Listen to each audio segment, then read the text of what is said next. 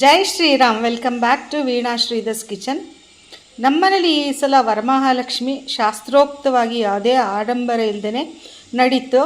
ಒಂದು ಸಲಹೆಗಳು ಹಾಗೂ ನಾನು ಹೇಗೆ ಅರೇಂಜ್ ಮಾಡ್ಕೊಂಡಿದ್ದೀನಿ, ಹಬ್ಬಕ್ಕೆ ಹೇಗೆ ಅರೇಂಜ್ ಮಾಡಿಕೊಂಡ್ರೆ ಸಾಕು ಆಡಂಬರ ಇಲ್ಲದೆ ಅನ್ನೋ ವಿಷಯ ನಾನು ನಿಮ್ಮ ಜೊತೆ ಶೇರ್ ಮಾಡ್ಕೊಳ್ತಾ ಇದ್ದೀನಿ. ಈ ವಿಡಿಯೋದಲ್ಲಿ ನಾನು ಮಾತಾಡೋದು ಸ್ವಲ್ಪ ಡೈರೆಕ್ಟಾಗಿ ಸ್ವಲ್ಪ ಟಚ್ ಆಗೋ ಥರನೇ ಇರುತ್ತೆ.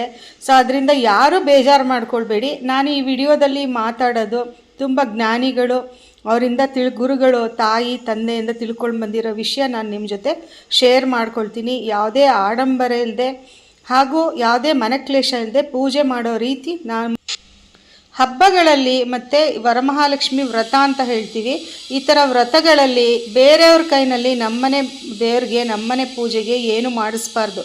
ಪ್ರಸಾದ ಅಂಗಡಿಯಿಂದ ತರೋದಾಗಲಿ, ಇಲ್ಲ ಅಸಿಸ್ಟೆಂಟ್ಸಿಂದ ಇದು ಪ್ರಸಾದಕ್ಕೆ ನೈವೇದ್ಯಕ್ಕೆ ಕಜ್ಜಾಯ, ಕರ್ಜಿಕಾಯಿ ಹಾಗೂ ಚಕ್ಲಿ, ಕೋಡ್ಬಳೆ ಅಂಥದ್ದೆಲ್ಲ ಖಾದ್ಯಗಳನ್ನೆಲ್ಲನೂ ಮಾಡಿಸೋ ಹಾಗಿಲ್ಲ. ಯಾಕೆ ಅಂತ ಅಂದರೆ, ನೀವು ಮಾಮೂಲಿ ಅಡುಗೆ ಮಾಡೋದಕ್ಕೂ ಪ್ರಸಾದ ಮಾಡೋದಕ್ಕೂ ಟೇಸ್ಟ್ ಎಷ್ಟು ಡಿಫ್ರೆನ್ಸ್ ಇರುತ್ತೆ ನೋಡಿ. ಆ ನಿರ್ಮಲ ಮನಸ್ಸಿಂದ ನಿಮ್ಮ ಮನೆಗೆ ಒಳ್ಳೇದಾಗಲಿ ಅಂತ ನೀವು ಬೇಡ್ಕೊಳ್ತೀರಾ. ಸೊ ಅದಕ್ಕೋಸ್ಕರ ಬೇರೆಯವ್ರು ಯಾರ ಹತ್ರನೂ ಮಾಡಿಸ್ಬೇಡಿ. ಒಂದು ಹಣ್ಣು ಹಾಲೇ ನೈವೇದ್ಯಕ್ಕಿಡಿ ಸಾಕು. ನಮ್ಮನೇಲಿ ನಾವು ಮಂಟಪ ಹೀಗೆ ನೆಕ್ಸ್ಟ್ ಡೇನೇ, ಹಿಂದಿನ ದಿವಸ ಮಂಟಪ ರೆಡಿ ಮಾಡಿ ಇಡಬಾರ್ದು. ಅಷ್ಟೊತ್ತಿಗೆ ಊಟ ಎಲ್ಲ ಮಾಡಿರ್ತೀವಿ, ಎಲ್ಲ ಹೊರಗಡೆ ಓಡಾಡಿರ್ತೀವಿ, ಎಲ್ಲ ಮಾಡ್ತೀವಿ. ಬೆಳಗ್ಗೆ ಬೇಗ ಎದ್ದು ಸ್ನಾನ ಮಾಡಿಕೊಂಡು ವರಮಹಾಲಕ್ಷ್ಮಿ ಹಬ್ಬದ ದಿವಸ ಮಂಟಪ ಎಲ್ಲ ರೆಡಿ ಮಾಡಬೇಕು. ಈ ಮಂಟಪ ಎಲ್ಲ ರೆಡಿ ಮಾಡಿದ್ಮೇಲೆ ಗೆಜ್ಜೆ ವಸ್ತ್ರ, ನಾನು ಇವಾಗ ಆಲ್ರೆಡಿ ವಿಡಿಯೋನಲ್ಲಿ ನೋಡಿದ್ರಿ ನೀವು, ಗೆಜ್ಜೆ ವಸ್ತ್ರ ಹತ್ತಿದ್ದು ನೆನೆಸಿರೋದು. ಈ ಗೆಜ್ಜೆ ವಸ್ತ್ರನೇ ದೇವರಿಗೆ ಒಂದು ವಸ್ತ್ರ ಅಂತ ಅಂದರೆ ಬಟ್ಟೆ. ಯಾವುದೇ ಒಂದು ರೇಷ್ಮೆ ಸೀರೆಗಳಾಗಲಿ, 1000 ರೂಪಾಯಿಂದು ಮೈಸೂರು ಸಿಲ್ಕ್ ಆಗಲಿ, ಕಾಂಜೀವರಂ ಆಗಲಿ ದೇವ್ರಿಗೆ ತೊಗೊಂಡು ಉಡಿಸ್ಬೇಕು ಅಂತ ಖಂಡಿತ ಯಾವ ಶಾಸ್ತ್ರದಲ್ಲೂ ಇಲ್ಲ. ವಸ್ತ್ರ ನಾವು ನೆನೆಸ್ತೀವಲ್ಲ, ಅದೇ ಗೆಜ್ಜೆ ವಸ್ತ್ರನೇ ಫಸ್ಟು ದೇವರಿಗೆ ಶ್ರೇಷ್ಠವಾಗಿರೋದು. ಒಬ್ಬರು ನೋಡಿಕೊಂಡು ಒಬ್ಬರು ಈ ವಿಡಿಯೋಗಳು, ಯೂಟ್ಯೂಬ್ ವಿಡಿಯೋಗಳಲ್ಲೂ ನೋಡಿಕೊಂಡು ಎಲ್ಲ ಮನೇಲಿ ಸುಖ ಶಾಂತಿ ನೆಮ್ಮದಿನ ಹಾಳು ಮಾಡಿಕೊಂಡು ದೊಡ್ಡ ದೊಡ್ಡ ಸೀರೆಗಳು ತರಬೇಕು. ವರಮಹಾಲಕ್ಷ್ಮಿ ಹಬ್ಬ ಬಂತು ಅಂದರೆ ನಮ್ಗೆ 25,000 30,000 ರೂಪಾಯಿ, 1,00,000 ದುಡ್ಡು ಖರ್ಚಾಗುತ್ತೆ ಅನ್ನೋ ಒಂದು ಆ ಚಿಂತೆನೇ ಬೇಡ. ಸಿಂಪಲ್ಲಾಗಿ ದೇವ್ರನ್ನ ನೆನೆಸ್ಕೊಂಡು ದೇವ್ರಿಗೆ ನಮಸ್ಕಾರ ಮಾಡಿಕೊಂಡು ಮಿನಿಮಮ್ ಪೂಜೆಗಳೆಲ್ಲ ಮಾಡಿದ್ರೆ ಬೇಕಾದಷ್ಟು. ನಾನು ಇವಾಗ ನೋಡಿ ಬೆಳ್ಳಿ ದೀಪಗಳಿಗೆಲ್ಲ ಹತ್ತಿ ಬತ್ತಿ ಹಾಕಿ, ಇದು ಕೂಡ ಬೆಳಗ್ಗೆ ಎದ್ದೇ ಮಾಡಿರೋದು. ನಾನು ತುಪ್ಪದ ದೀಪ ಎಲ್ಲ ನೆನೆಸಿಟ್ಟಿದ್ದೀನಿ ಹಾಗೂ ಆರತಿಗೂ ರೆಡಿ ಮಾಡಿಬಿಟ್ಟಿದ್ದೀನಿ. ಫಸ್ಟು ವಿಘ್ನೇಶ್ವರಂಗೆ ಪೂಜೆ ಮಾಡೋಕ್ಕೆ ಮತ್ತು ಆರತಿ ಮಾಡೋಕ್ಕೆ ನೈವೇದ್ಯ ಮಾಡ್ಕೊಳ್ಳಿ. 2 ಬಾಳೆಹಣ್ಣು, ಎಲೆ ಅಡಿಕೆ ಮತ್ತು 1 ರೂಪಾಯಿ ದಕ್ಷಿಣೆ. ದೇವರಿಗೆ ಯಾವಾಗಲೂ ನೈವೇದ್ಯ ಮಾಡಬೇಕಾದ್ರೆ ದಕ್ಷಿಣೆ ಇಡಬೇಕು. ನೈವೇದ್ಯ ಹಣ್ಣು ಹಾಲು ಎಲ್ಲ ಇಡೋದ್ರ ಜೊತೆಗೆ. ಸೊ ಆರತಿ ತಟ್ಟೆನೂ ಗಣಪತಿಗೆ ಆರತಿ ಮಾಡೋದಕ್ಕೆ ಆರತಿ ತಟ್ಟೆನೂ ರೆಡಿ ಮಾಡ್ಕೊಂಡು ಬಿಟ್ಟಿದ್ದೀನಿ. ಆಮೇಲೆ ಲಕ್ಷ್ಮಿಗೆ ಮಾಡಬೇಕಾದ್ರೆ ಅದೇನೇ ತೊಳ್ಕೊಂಡು ಬೇರೆ ಬತ್ತಿ ಹಾಕ್ಕೊಂಡು ಮತ್ತೆ ತುಪ್ಪ ದೀಪ ರೆಡಿ ಮಾಡ್ಕೊಳ್ತೀನಿ. ಅರಿಶಿನ ಕುಂಕುಮ, ಚಂದ್ರ, ಅಡಿಕೆ, ದಕ್ಷಿಣೆ ಹಾಗೂ ಮಂತ್ರಾಕ್ಷತೆ ಇಷ್ಟು 5 ಬಟ್ಲು ಅಣಿ ಮಾಡ್ಕೊಳ್ಬೇಕು. ಹಾಗೂ ನಿಮ್ಮನೇಲಿ ಬೆಳ್ಳಿ ಗೌರಿ ಇದ್ದರೆ, ಬೆಳ್ಳಿ ಲಕ್ಷ್ಮಿ ಇದ್ದರೆ ಅದನ್ನ ಇಟ್ಕೊಳ್ಳಿ ಪೂಜೆಗೆ. ಮತ್ತು ಗಣಪತಿ ವಿಗ್ರಹ ಬೆಳ್ಳಿದಿದ್ರೆ ಇಟ್ಕೊಳ್ಳಿ, ಇಲ್ಲದ್ರೆ ಹಿತ್ತಾಳೆದಿದ್ದರೆ ಹಿತ್ತಾಳೆದೇ ಇಟ್ಕೊಳ್ಳಿ. ಮತ್ತು ದೀಪಗಳು ನಿಮಗೆ ಎಷ್ಟು ಮನೇಲಿ ಇರುತ್ತೋ ಸಾಧ್ಯನೋ ಅಷ್ಟು ದೀಪದ್ದು ಇಟ್ಕೊಳ್ಳಿ. ಮತ್ತು ಗಂಧದ ಕಡ್ಡಿನೂ ಕೂಡ ರೆಡಿ ಮಾಡಿ ಇಟ್ಕೊಂಡ್ಬಿಡಿ ಸಿಕ್ಕಿಸ್ಬಿಟ್ಟು. ಒಂದು ಸಲ ಪೂಜೆಗೆ ಕೂತ ಮೇಲೆ ಮತ್ತೆ ಹೇಳ್ಬೇಕು ಅನ್ನೋದು ಒಂದು ಕೆಲಸ ತಪ್ಪಿಸ್ಬೇಕು. ಯಾಕೆಂದರೆ ಒಂದು ಸಲ ವ್ರತಗಳಲ್ಲಿ ಕೂತ್ರೆ ಹೇಳ್ಬಾರ್ದು. ನೈವೇದ್ಯ ಟೈಮ್ನಲ್ಲಿ ಮಾತ್ರ ಹೇಳ್ಬೋದು ನೈವೇದ್ಯ ಎಲ್ಲ ತಂದಿಡೋದಕ್ಕೆ. ಸೊ ಪುಷ್ಪ ಪತ್ರೆ ಎಲ್ಲ ತಂದಿಟ್ಕೊಳ್ಳಿ. ನಾನು ನನ್ನ ವಿಷಯದಲ್ಲಿ ಏನು ಹೇಳೋದಂದರೆ, ನಾನು ಹೂಗಳಿಗೆ ಯಥೇಚ್ಛವಾಗಿ ದುಡ್ಡು ಖರ್ಚು ಮಾಡ್ತೀನಿ. ಒಳ್ಳೊಳ್ಳೆ ಹೂಗಳು ತರ್ತೀನಿ, ಒಳ್ಳೊಳ್ಳೆ ಪತ್ರೆಗಳು ತರ್ತೀನಿ, ಎಲ್ಲದೂ ಮಾಡ್ತೀನಿ. ಸೊ ಇವಾಗ ವರಮಹಾಲಕ್ಷ್ಮಿ ವ್ರತ ಪೂಜೆ ಮಾಡೋಕ್ಕಿಂತ ಮುಂಚೆ ನಾವು ಹೊರಗಡೆ ದೇವ್ರನ್ನ ಕೂರಿಸಿರ್ತೀವಲ್ವ. ಸೊ ನಮ್ಮನೆ ದೇವ್ರ ಮನೆ ಒಳಗಡೆನೂ ಕೂಡ ದೇವ್ರಿಗೆ ಅಲಂಕಾರ ಮಾಡಿಬಿಟ್ಟು ಲಕ್ಷ್ಮಿಗೆ ಒಂದು ತುಪ್ಪ ದೀಪ ಹಚ್ಬಿಟ್ಟು ಮಾಮೂಲಿ 2 ದೀಪ ಹಚ್ಚಿ ಹೂವೆಲ್ಲ ಇಟ್ಟು ಅಲಂಕಾರ ಮಾಡಬೇಕು. ಫಸ್ಟು ದೇವ್ರ ಮನೆ ದೀಪ ಹಚ್ಚಿ ಮನೆ ದೇವ್ರನ್ನ, ಗ್ರಾಮ ದೇವತೆಗಳನ್ನ ಎಲ್ಲದನ್ನು ಬೇಡ್ಕೊಂಡು ಈ ವ್ರತ ಮಾಡ್ತಾ ಇದ್ದೀನಿ ನಾನು, ನಿನ್ನ ಪರ್ಮಿಷನ್, ಅನುಮತಿ ನನಗೆ ಬೇಕು, ಎಲ್ಲದನ್ನು ಸುಸೂತ್ರವಾಗಿ ನಡೆಯೋ ಥರ ಮಾಡಪ್ಪ, ನಿನ್ನ ಅನುಗ್ರಹ ಕಟಾಕ್ಷ ಎಲ್ಲದೂ ಇರಲಿ ಅಂತ ಮನೆ ದೇವ್ರನ್ನ ಬೇಡ್ಕೋಬೇಕು. ನಮ್ಮಲ್ಲಿ ಹೆಣ್ಮಕ್ಳಿಗೆ ಇದು ತಾಲಿ ಅಂತ ಪುಟ್ಟು ಚೊಂಬು ಥರ ಇರುತ್ತೆ ನೋಡಿ, ಅದನ್ನು ದೇವ್ರ ಪೂಜೆಗೆ ಇಟ್ಕೊಳ್ಬೇಕು. ಗಂಡಸರು ಪಂಚಪತ್ರೆ ಉದ್ಧರಣೆ ಇಟ್ಕೊಳ್ಬೇಕು. ಇದಕ್ಕೂ ಕೂಡ ಉದ್ಧರಣೆ ಇರುತ್ತೆ, ಚಿಕ್ಕದಾಗಿ ಉದ್ಧರಣೆ ಇರುತ್ತೆ. ಈ ತಾಲಿಗೆ ತಾಲಿ ಉದ್ಧರಣೆ ಹಾಗೂ ಅರ್ಗೆ ಪಾತ್ರೆ. ಹೆಂಗಸರಿಗೆ ಅರ್ಗೆ ಪಾತ್ರೆ ಬೇರೆ ಇರುತ್ತೆ, ಗಂಡಸರಿಗೆ ಬೇರೆ ಇರುತ್ತೆ. ಇವಾಗ ನಾನು ಪೂಜೆಗೆ ಅಣಿ ಮಾಡ್ಕೊಳ್ತಿದ್ದೀನಿ. ಫಸ್ಟು ಎಲೆ ಅಡಿಕೆ ತಟ್ಟೆನ ಇಟ್ಕೊಂಡಿದ್ದೀನಿ. ಈ ಎಲೆ ಅಡಿಕೆ ತಟ್ಟೆ ಜೊತೆಗೆ ನಾನು 12 ಇದು ಗಂಟು ಹಾಕಿರೋ ದಾರಕ್ಕೆ ಹೂ ಸುತ್ತಿನೂ ಕೂಡ ರೆಡಿ ಮಾಡಿ ಇಟ್ಕೊಂಡ್ಬಿಟ್ಟಿದ್ದೀನಿ. ಮಧ್ಯೆ ತುಂಬ ಗ್ಯಾಪ್ ತೊಗೊಳ್ಬಾರ್ದು ಪೂಜೆ ಮಾಡಬೇಕಾದ್ರೆ. ಗಂಧದ ಕಡ್ಡಿದು ಹತ್ತಿರ ಇಟ್ಕೊಂಡಿದ್ದೀನಿ. ಆಮೇಲೆ ಗೆಜ್ಜೆ ವಸ್ತ್ರ ನೆನೆಸಿದ್ದೂ ಕೂಡ ಹತ್ತಿರ ಇಟ್ಕೊಂಡೆ. ಹೀಗೆ ನೀವು ನೋಡ್ತಾ ಇದ್ರೆಲ್ಲ ಗೊತ್ತಾಗುತ್ತೆ. ಗಂಟೆನೂ ಕೂಡ ಹತ್ತಿರದಲ್ಲಿ ಇಟ್ಕೊಂಡಿದ್ದೀನಿ. ಗಂಟೆನ ನೆಲದ ಮೇಲೆ ಇಡಬಾರ್ದು, ಅದಕ್ಕೆ ಆ ಪ್ಲೇಟಲ್ಲಿ ಇಡ್ತಾ ಇದ್ದೀನಿ. ಗಂಧದ ಕಡ್ಡಿ ಎಕ್ಸ್ಟ್ರಾ ಬೇಕಾಗುತ್ತೆ. ನಾವು ಒಂದು ಸಲ ಸುಮ್ಮನೆ 2, 3, 4 ಹಂಗೆ ಇಟ್ಕೊಳ್ಳೋದಲ್ಲ. ಗಂಧದ ಕಡ್ಡಿ ನಾವು ಯಾವುದರಲ್ಲಿ ಹಾಕಿಟ್ಟಿರ್ತೀವಿ ಕಂಟೈನರು, ಅದನ್ನು ಕೂಡ ಇಟ್ಕೊಳ್ಬೇಕು. ಪತ್ರೆಗಳು, ಹೂವಿಂದು ಎಲ್ಲ ಹತ್ತಿರ ಇಟ್ಕೊಳ್ಬೇಕು. ಮತ್ತು ಇನ್ನೊಂದು ವಿಷಯ ಏನೆಂದರೆ, ನಾವು ಏನೇ ಇಟ್ಕೊಂಡ್ರೂ ಆದಷ್ಟು ನಮ್ಮ ಬಲಗಡೆ ಇರೋ ಥರ ಇಟ್ಕೊಂಡ್ರೆ ನಮಗೆ ಪೂಜೆ ಮಾಡೋಕ್ಕೆ ಈಸಿ ಆಗುತ್ತೆ ಹಾಗೂ ತೆಕ್ಕೊಳ್ಳೋಕ್ಕೂ ಈಸಿ ಆಗುತ್ತೆ. ನಮ್ಮನೇಲಿ ನೀವು ಆಲ್ರೆಡಿ ನಂದು ಸುಮಾರು ವಿಡಿಯೋ ವರಮಹಾಲಕ್ಷ್ಮಿ ವಿಡಿಯೋ ಎಲ್ಲ ನೋಡಿದರೆ ಆ್ಯಸ್ ಯೂಶ್ವಲ್ ಹೊರಗಡೆ ಲಕ್ಷ್ಮಿ ಇಟ್ಕೊಂಡು ಅವಳನ್ನು ಒಳಗಡೆ ಕರ್ಕೊಂಡು ಹೋಗೋದು ನಮ್ಮ ಸಂಪ್ರದಾಯ. ನಮ್ಮ ಅತ್ತೆ ಮನೇಲಿ ನಡ್ಕೊಂಡು ಬಂದಿರೋ ಸಂಪ್ರದಾಯ. ತುಂಬ ಗಾಳಿ ಇರೋದ್ರಿಂದ ಒಂದು ಪೀಠದಲ್ಲಿ ರಂಗೋಲಿ ಹಾಕಿ ಲಕ್ಷ್ಮಿನ ಕೂರಿಸಿದ್ದೀವಿ. ಮಂಟಪದಲ್ಲಿ ಹೇಗೆ ನಾನು ಕೂರಿಸ್ತೀನಿ ಯಾವ ತಟ್ಟೆಯಲ್ಲಿ ಅಕ್ಕಿ ಹಾಕಿ, ಅದೇ ಥರ ನಾನು ಹಿತ್ತಾಳೆ ತಟ್ಟೆ ಯೂಸ್ ಮಾಡಿರೋದು ಇದಕ್ಕೆ. ಸೊ ಹಿತ್ತಾಳೆ ತಟ್ಟೆ ಮೇಲೆ ಅಕ್ಕಿ ಹಾಕಿ ಅದ್ರ ಮೇಲೆ ಲಕ್ಷ್ಮಿ ಎಲ್ಲ ಕೂರಿಸ್ಬಿಟ್ಟು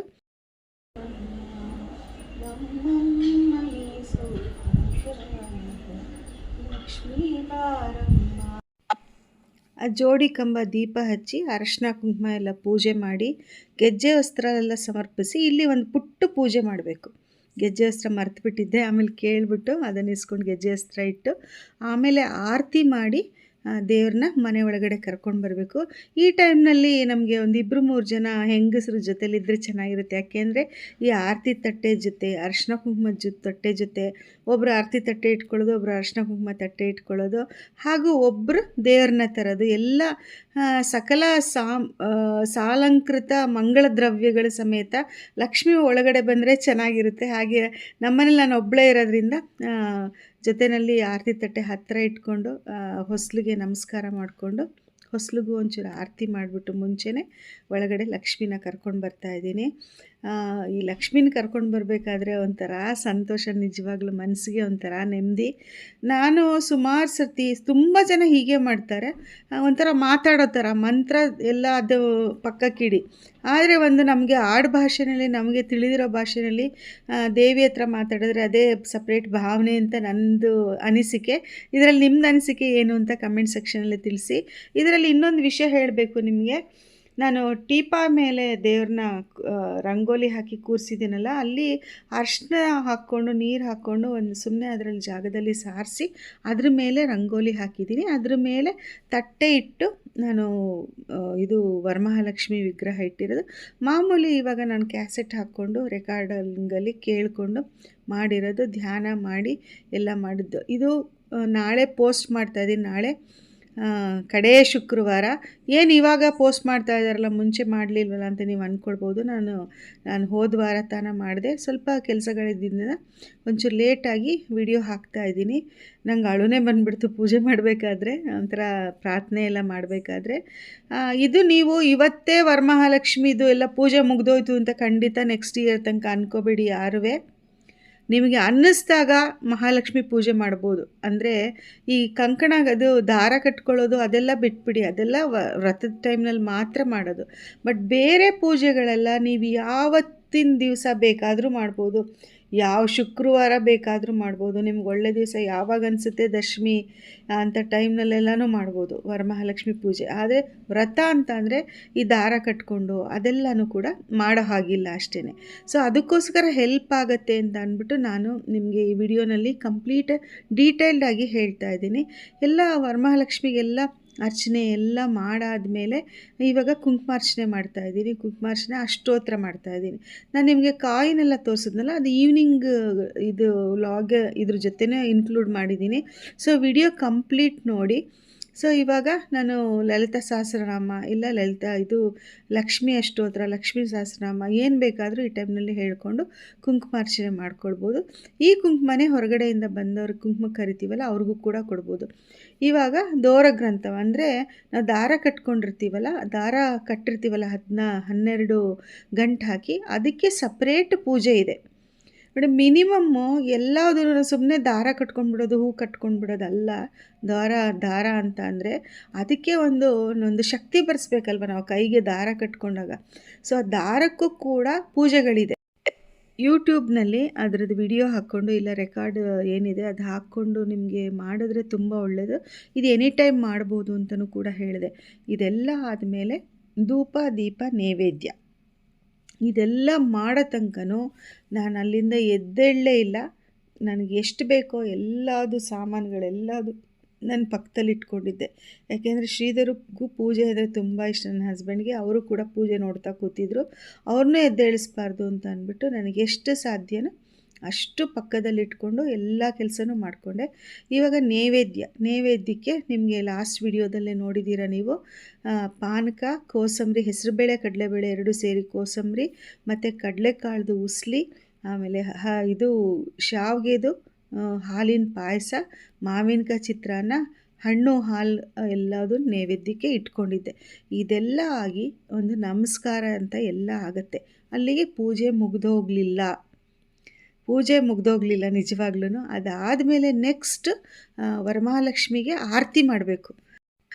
ಯಾಕೆ ಅಂದರೆ ನಾವು ಲಕ್ಷ್ಮಿಗೆ ವಸ್ತ್ರ ಹೊದಿಸಿರ್ತೀವಿ, ಹೂವಿನ ಅಲಂಕಾರ ಮಾಡಿರ್ತೀವಿ, ಕುಂಕುಮಾರ್ಚನೆ ಮಾಡಿರ್ತೀವಿ, ಕುಂಕುಮ, ಅರಿಶಿನ, ಕುಂಕುಮ, ಚಂದ್ರ ಎಲ್ಲ ಪೂಜೆಗಳೆಲ್ಲ ನಾನಾ ಪತ್ರೆಗಳಿಂದ ಪೂಜೆ ಮಾಡೋದ್ರೆ ಅವಳು ದೃಷ್ಟಿಯಾಗಲ್ವಾ. ಸೊ ಇದೆಲ್ಲ ಪೂರ್ತಿ ಎಲ್ಲ ಆದಮೇಲೆ ನಾವು ಆರತಿ ಮಾಡಿ, ಕದ್ಲಾರತಿ ಅಂತಲೂ ಹೇಳ್ತಾರೆ, ಆರತಿ ಮಾಡಿ ದೇವ್ರಿಗೆ ದೃಷ್ಟಿ ತೆಗಿಬೇಕು. ಈ ಟೈಮ್ನಲ್ಲಿ ನಿಮ್ಮ ಮನೆ ದೇವ್ರಿಗೂ ಕೂಡ ಮಾಡಬೇಕಂದ್ರೆ ಇದು ಪೂಜಾ ರೂಮಲ್ಲೂ ಮಾಡಬೇಕು, ಹೊಸ್ಲಿಗೂ ಮಾಡಬೇಕು, ತುಳಸಿ ಗಿಡಕ್ಕೂ ಆರತಿ ಮಾಡಬೇಕು. ಆಮೇಲೆ ಲಾಸ್ಟಲ್ಲಿ ದೇವಿಗೆ ಬಂದು ಆರತಿ ಮಾಡಿ ಕಣ್ಣಿಗೊತ್ಕೊಂಡು ಅವಳಿಗೂ ಕಣ್ಣಿಗೆ ಒತ್ತಿಸಿ ಇದು ಮಂಗಳಾರತಿ ಹೇಗೆ ದೇವ್ರಿಗೆ ಸಮರ್ಪಿಸ್ತೀವಿ ಹಾಗೇ ಮಾಡಿ ಎಲ್ಲ ನಮಸ್ಕಾರ ಎಲ್ಲ ಪೂರ್ತಿ ಮಾಡಬೇಕು. ಇದಾದಮೇಲೆ ಇನ್ನೂ ಒಂದು ಕಾರ್ಯಕ್ರಮ ಇದೆ.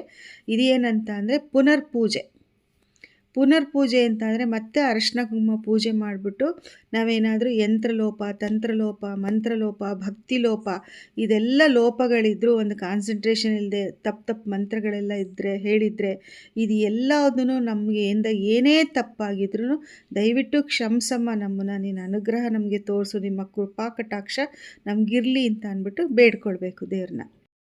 ಈಗ ಸಂಜೆ ಆಯಿತು, ಗುಡ್ ಈವ್ನಿಂಗ್ ಎಲ್ಲರಿಗೂ. ಮಧ್ಯಾಹ್ನ ಸ್ವಲ್ಪ ರೆಸ್ಟ್ ತೊಗೊಂಡು ಮತ್ತು ಮನೆ ಕಸ ಎಲ್ಲ ಗುಡಿಸಿ ಎಲ್ಲ ಮಾಡಿ ಇವಾಗ ಹೊಸ್ಲಿಗೆ ದೇವರಿಗೆ ಎಲ್ಲ ದೀಪ ಹಚ್ತಾ ಇದ್ದೀನಿ. ಹೊಸ್ಲಿಗೆ ಫಸ್ಟು ದೀಪ ಹಚ್ಬಿಟ್ಟೆ. ಇದಕ್ಕೆ ನಾನು ಇನ್ನೊಂದು ವಿಷಯ ಹೇಳಬೇಕು. ಚೆನ್ನಾಗಿ ಒಳ್ಳೆ ಸೀರೆ ಉಟ್ಕೊಂಡು, ನಿಮ್ಮ ಹತ್ರ ಯಾವುದು ಶುಭ್ರವಾಗಿರುತ್ತೆ ಆ ಸೀರೆಗಳು ಉಟ್ಕೊಂಡು, ಹಣೆಗಿಟ್ಕೊಂಡು, ಕಣ್ಣಿಗೆ ಕಪ್ಪಿಟ್ಕೊಂಡು, ಕೆನ್ನೆಗೆ ಅರಿಶಿನ ಹಚ್ಕೊಂಡು, ಕೈಗೆ ಗಾಜಿನ ಬಳೆಗಳು ಹಾಕ್ಕೊಂಡು ನೀವು ಚೆನ್ನಾಗಿ ರೆಡಿಯಾದರೆ ಮಹಾಲಕ್ಷ್ಮಿ ಕೃಪಾ ಕಟಾಕ್ಷ ನಿಜವಾಗ್ಲೂ ಸಿಗುತ್ತೆ. ಮಹಾಲಕ್ಷ್ಮಿಗೆ ನಾವೆಲ್ಲ ಚೆನ್ನಾಗಿ ಅಲಂಕಾರ ಮಾಡಿಕೊಂಡು, ದೇವಿ ಎಲ್ಲರಿಗೂ ಅಷ್ಟೇ ಒಳ್ಳೆ ಸಾಲಂಕೃತವಾಗಿ ನಾವು ಮಿನಿಮಮ್ ಎಷ್ಟು ಬೇಕೋ ಅಷ್ಟು ಅಲಂಕಾರ ಮಾಡ್ಕೊಂಡು ದೇವ್ರ ಪೂಜೆ ಮಾಡಿದ್ರೆ ಅವಳಿಗೂ ಖುಷಿಯಾಗುತ್ತೆ. ಏನೋ ನೈಟಿ ಹಾಕ್ಕೊಂಡು, ನಾನು ಇದ್ರ ಬಗ್ಗೆ ನೈಟಿ ಅಂತ ಅಂದರೆ ಕೆಟ್ಟದಾಗಿ ಅಂತ ಹೇಳ್ತಿಲ್ಲ, ಕೈಯಲ್ಲಿ ಆಗದೇ ಇದ್ದವರು, ಆರೋಗ್ಯ ಸರಿ ಇಲ್ಲದೇ ಇದ್ದವರು ಅದೆಲ್ಲ ಮಾಡ್ಬೋದು. ಆದವರು ನಾನು ಹೇಳ್ತಾ ಇರೋದು, ಸೀರೆ ಎಲ್ಲ ಉಟ್ಕೊಂಡು ಇಲ್ಲೊಂದು ಚೂಡಿದಾರ್ ಡ್ರೆಸ್ ಒಳ್ಳೇದು ಹಾಕ್ಕೊಂಡು ಪೂಜೆ ಮಾಡಿದ್ರೆ ಒಳ್ಳೆಯದು. ತುಳಸಿ ಗಿಡಕ್ಕೂ ದೀಪ ಇಟ್ಟು ಈಗ ಸಂಜೆ ಪೂಜಾ ವಿಧಾನಕ್ಕೆ ನಮ್ಮ ಅಮ್ಮನ ಮನೇಲಿ ರಂಗೋಲಿ ಹಾಕ್ತಾಯಿದ್ರು. ಕೆಂಪುದು ಗಾರೆ ನೆಲ, ಅದಕ್ಕೆಲ್ಲ ಬಿಳಿ ರಂಗೋಲಿ ಕಲರೆಲ್ಲ ತುಂಬಿ ಎಲ್ಲ ಇಡ್ತಾಯಿದ್ವು. ನಮ್ಮದೆಲ್ಲ ಇದು ವೆಟ್ರಿಫೈಡ್ ಟೈಲ್ಸ್ ಆಗಿರೋದ್ರಿಂದ ರಂಗೋಲಿ ಕಾಣೋದೇ ಇಲ್ಲ ಅಂತ ಅಂದ್ಬಿಟ್ಟು ಈ ಟ್ರಾನ್ಸ್ಪರೆಂಟ್ ಶೀಟ್ದು ನಾನು ಇಟ್ಬಿಟ್ಟು ದೀಪ ಹಚ್ಚಿದ್ದೀನಿ ಸುತ್ತಲೂ. ಇವಾಗ ನೋಡಿದ್ರಲ್ಲ ಒಂದು ತಟ್ಟೆ ತುಂಬ ಕಾಯಿನ್, ಅದರಲ್ಲಿ ನಾನು ಲಲಿತಾ ಸಹಸ್ರನಾಮ ಹೇಳಿಕೊಂಡೆ. ಸೊ ಅದನ್ನೇ ದೇವರಿಗೆ ಅರ್ಪಿಸೋ ಥರ ಅದಕ್ಕೆ ಅಲ್ಲಿ ಪೂಜೆನಲ್ಲಿ ಇಟ್ಟಿದ್ದೀನಿ ಅದನ್ನು ಕೂಡ. ಸೊ ಇದೆಲ್ಲ ಪೂಜೆ ಆಯಿತು. ಗುಡ್ ಮಾರ್ನಿಂಗ್ ಎಲ್ಲರಿಗೂ. ನೆಕ್ಸ್ಟ್ ಡೇನು ಹಿಂದಿನ ದಿವಸ ಹೇಗೆ ನಮಗೆ ಪೂಜೆ ಇಂಪಾರ್ಟೆಂಟು ಅಷ್ಟೇ ಇಂಪಾರ್ಟೆಂಟು ನೆಕ್ಸ್ಟ್ ಡೇ ಕೂಡ. ಅಲ್ಲಿಗೆ ಹಿಂದಿನ ದಿವಸ ಪೂಜೆ ಮಾಡಿದ್ರೆ ನಮಗೆ ಗ್ಯಾರಂಟಿ ವರಮಹಾಲಕ್ಷ್ಮಿ ಹಬ್ಬ ಮುಗಿದೋಯ್ತು, ಪೂಜೆ ಮುಗಿದೋಯ್ತು ಅಂತ ಅಲ್ಲ. ಆ ವರಮಹಾಲಕ್ಷ್ಮಿನ ಹೇಗೆ ನಾವು ಮರ್ಯಾದೆಯಿಂದ ಬರಮಾಡ್ಕೊಂಡಿದ್ದೀವೋ ಹಾಗೆ ಅವಳನ್ನು ಬೀಳ್ಕೊಡ್ಬೇಕು. ಬೀಳ್ಕೊಡ್ಬೇಕಾದ್ರೆ ಮರ್ಯಾದೆಯಿಂದ ಅದಕ್ಕೆ ಒಂದು ಪೂಜೆ ಮೂಲಕ ನಡೆಸ್ಕೊಡೋದಷ್ಟೇ. ಹಿಂದಿನ ದಿವಸ ಅರಿಶಿನ ಕುಂಕುಮಕ್ಕೆಲ್ಲ ತರಿಸಿದ್ದು ವೀಳ್ಯದೆಲೆ ಎಲ್ಲ ಉಳಿದಿತ್ತು. ಶನಿವಾರ ಅಲ್ವಾ, ಸೊ ಆಂಜನೇಯಂಗೆ ಒಂದು ಹಾರ ಹಾಕ್ಬಿಡೋಣ ಅಂತ ಅಂದ್ಬಿಟ್ಟು ವೀಳ್ಯದೆಲೆ ಎಲ್ಲ ವೇಸ್ಟ್ ಮಾಡಬಾರ್ದು ಅಂತ ಅಂದ್ಬಿಟ್ಟು ಹಾರ ಮಾಡಿದ್ದೀನಿ. ಹಾಗೆ ಇವತ್ತಿಗೆ ತಕ್ಕ ಹಾಗೆ ಮಿನಿಮಮ್ ನಮ್ಮ ಅಮ್ಮನ ಮನೇಲಿ ಮೊಸರನ್ನ ಮತ್ತು ಬೆಲ್ಲದನ್ನ ನೈವೇದ್ಯಕ್ಕೆ ಮಾಡೋರು. ನನಗೆ ಅಷ್ಟೊಂದೆಲ್ಲ ತಿನ್ನೋರು ಯಾರೂ ಇಲ್ಲ, ಮಾಡೋಷ್ಟು ವ್ಯವಧಾನವೂ ಇಲ್ಲ. ಸೊ ಅದಕ್ಕೋಸ್ಕರ ಹಣ್ಣು ಹಾಲು ನೈವೇದ್ಯಕ್ಕೆ ಇಟ್ಕೊಂಡಿದ್ದೀನಿ. ನಾನು ದಕ್ಷಿಣೆ ಸಮೇತ ಇಟ್ಕೊಂಡಿದ್ದೀನಿ. ನಾವು ಎಲೆ ಅಡಿಗೆ ಕೊಡಬೇಕಾದ್ರೆ ಹೇಗೆ ದಕ್ಷಿಣೆ ಸಮೇತ ಬೇರೆಯವ್ರಿಗೆ ಎಲೆ ಅಡಿಗೆ ಕೊಡ್ತೀವೋ ಹಾಗೆ ದೇವ್ರಿಗೂ ಕೂಡ ನೈವೇದ್ಯಕ್ಕೆ ದಕ್ಷಿಣೆ ಇಟ್ಟೇ ನೈವೇದ್ಯ ಮಾಡಬೇಕು. ಇವತ್ತು ಕೂಡ 2 ಗೆಜ್ಜೆ ವಸ್ತ್ರ ನೆನೆಸ್ಕೊಂಡಿದ್ದೀನಿ, ಹಾಗೂ ಕರ್ಪೂರ ರೆಡಿ ಮಾಡ್ಕೊಂಡಿದ್ದೀನಿ, ಆರತಿ ತಟ್ಟೆನೂ ರೆಡಿ ಮಾಡ್ಕೊಂಡಿದ್ದೀನಿ. ಇದು ವರಮಹಾಲಕ್ಷ್ಮಿ ಹಬ್ಬ ಆಗಿದ್ದ ಮಾರನೇ ದಿವಸ. ಇಷ್ಟು ಮಿನಿಮಮ್ ಪೂಜೆ ಮಾಡಿ ಆ ದೇವ್ರನ್ನ ಒಂದು ಪೂಜಾ ವಿಧಾನ ಇದೆ, ಅದು ಬುಕ್ಕಲ್ಲಿ ರಥರತ್ನಮಾಲ ಬುಕ್ಕಲ್ಲೂ ಇದೆ. ಇಲ್ಲ ನೀವು ಯಾವುದಾದ್ರೂ ಒಂದು ವಿಡಿಯೋ ಹಾಕ್ಕೊಂಡು ಏನಾದರೂ ನೋಡಿಕೊಂಡು ಕೂಡ ಮಾಡ್ಕೊಳ್ಬೋದು. ಇಲ್ಲದಾದ್ರೆ ಭಕ್ತಿಯಿಂದ ಒಂದು ಅಷ್ಟೋತ್ತರ ಹೇಳ್ಕೊಂಡು ಮತ್ತೆ ನಮ್ಮ ಮನೆಗೆ ಬಾ ಅಮ್ಮ, ಈ ಸಲ ನಿನ್ನನ್ನು ಸಂತೋಷದಿಂದ ನಮ್ಮ ಮನೆಯಿಂದ ನಾನು ನಿನ್ನನ್ನು ಕಳಿಸಲ್ಲ, ನಮ್ಮನೇಲೇ ಇಟ್ಕೊಳ್ತಿದ್ದೀನಿ, ಇದನ್ನು ಮಾತ್ರ ಕದಲಿಸ್ತಿದ್ದೀನಿ ಅಷ್ಟೇ, ನೀನು ನಮ್ಮನೇಲೇ ನೆನೆಸ್ಬೇಕಮ್ಮ ನೀನು. ಹಾಗೂ ನಾನು ಇನ್ನೊಂದು ಸ್ಪೆಷಲಾಗಿ ಬೇಡ್ಕೊಳ್ಳೋದಂದರೆ ನಿನ್ನ ಗಂಡ ನಾರಾಯಣನಿಗೂ ಹೇಳಮ್ಮ ನಮ್ಮ ಮೇಲೆ ಕೃಪಾ ಕಟಾಕ್ಷ ತೋರ್ಸೋಕ್ಕೆ ಅಂತ. ಯಾಕೆ ಇದು ನಾರಾಯಣನ ನೆನೆಸ್ಕೊಳ್ತಿದ್ದೀನಿ ಅಂದರೆ, ಅವರಿಬ್ಬರು ಗಂಡ ಹೆಂಡತಿ ಲಕ್ಷ್ಮೀ ಕಟಾಕ್ಷ ಸಿಕ್ಕಿದ್ರೆ ಸಾಲದು, ಈಗ ನಾರಾಯಣ ಕಟಾಕ್ಷ ಸಿಕ್ಕಿದ್ರೆ ಸಾಲದು, ಇಬ್ಬರು ಜೋಡಿಯಾಗಿ ನಮಗೆ ಆಶೀರ್ವಾದ ಮಾಡಿದ್ರೆ ಬೇಗ ಫಲಗಳು ಸಿಗುತ್ತೆ ಅಂತ ಅಂದ್ಬಿಟ್ಟು ದೊಡ್ಡವ್ರು ತಿಳಿದವ್ರು ಹೇಳ್ತಾರೆ. ಸೊ ಇದೆಲ್ಲ ಆಯಿತು. ಇದಾದ ಮೇಲೆ ಮಂಗಳಾರತಿ ಮಾಡಿ ನೈವೇದ್ಯ ಮಾಡಿಬಿಟ್ಟು ಆರತಿನೂ ಕೂಡ ಮಾಡಿ ಲಕ್ಷ್ಮಿನ ವಿಸರ್ಜಿಸಿ ಆಮೇಲೆ ನಾವು ಸ್ವಲ್ಪ ಈ ದೀಪ ಎಲ್ಲ ಶಾಂತ ಆಗಬೇಕು. ಅಲ್ಲಿ ತನಕ ವಿಗ್ರಹ ಎಲ್ಲ ಇದು ಹೂವೆಲ್ಲ ತೆಗೆದು ಎಲ್ಲ ಮಾಡಬಾರ್ದು. ದೀಪ ಎಲ್ಲ ಶಾಂತ ಆಗಿ ಎಲ್ಲ ಆದಮೇಲೆ ಮುಸ್ಸಂಜೆಲೂ ಕೂಡ ತೆಗಬಾರ್ದು. ಅವೇಳೆ ಅಂತ ಹೇಳ್ತಾರೆ ನೋಡಿ, ಆ ಥರನೂ ತೆಗಿಬಾರ್ದು. ನಿಮಗೆ ಸಂಜೆ ತನಕನೂ ತುಂಬ ಎಣ್ಣೆ ಹಾಕಿದ್ದೀವಿ, ದೀಪ ಹಚ್ಚಿದ್ದೀವಿ ಅಂದರೆ ನೆಕ್ಸ್ಟ್ ಡೇ ತೆಗೀರಿ, ಪರವಾಗಿಲ್ಲ. Thank you for watching. ನಮಸ್ಕಾರ.